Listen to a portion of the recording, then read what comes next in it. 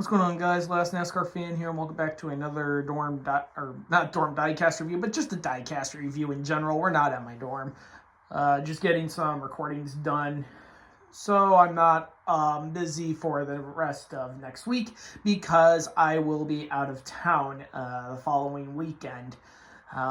Expect a video though. I will have some videos I'll be making at a mom and pop diecast store that's 20 minutes outside of Green Bay, Wisconsin, and I will be at the Packers versus Texans game for week 7. But anyways, I'm really excited to get into this diecast review. I've been kind of waiting to do this for a while now,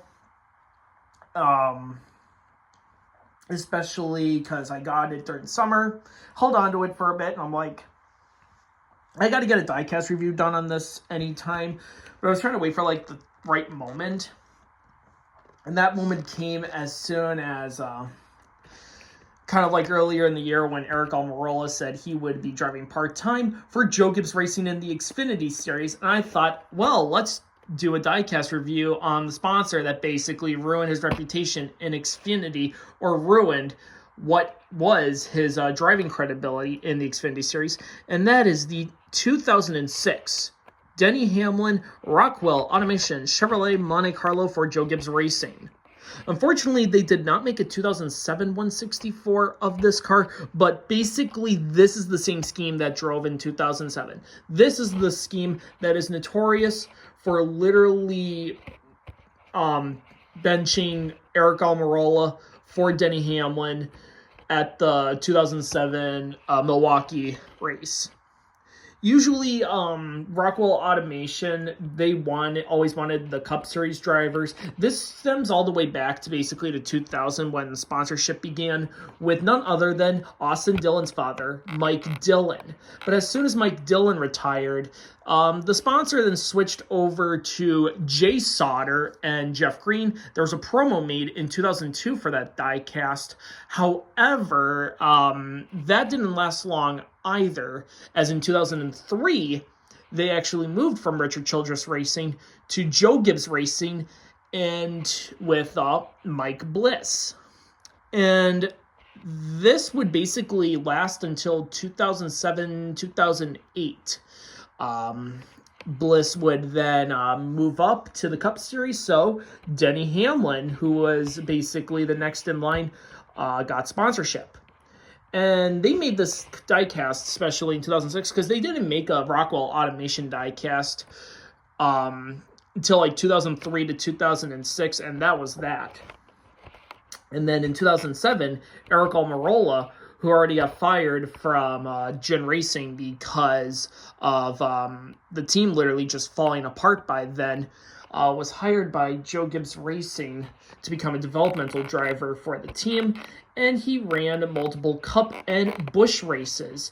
And one of these was the Milwaukee Mile race, because Denny Hamlin, I believe, was stuck in Sonoma, and he couldn't practice. He didn't practice nor qualify. Almirola did all of that, and then what happened was Hamlin landed in like outside of Milwaukee, got to the track, and then the sponsors basically said, pull Almirola, we want to see Hamlin in the race.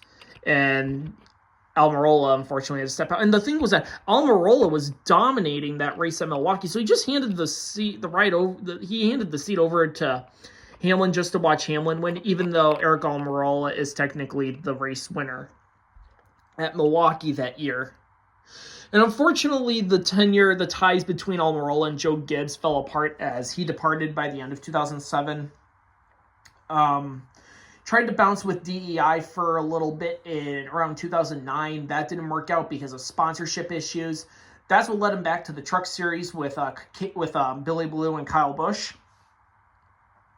And then he basically he began his journey again as a journeyman driver for Junior Motorsports, and the rest is history. Then he went to Richard Petty Motorsports, stayed there until he went to Stuart Haas, stayed there until he's just part-time racing now in the Xfinity Series, and guess what? Under the 20.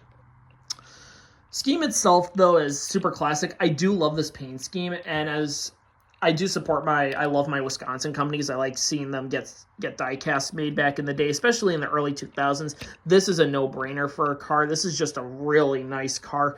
Rubber wheels, nice chassis, taken really good care of.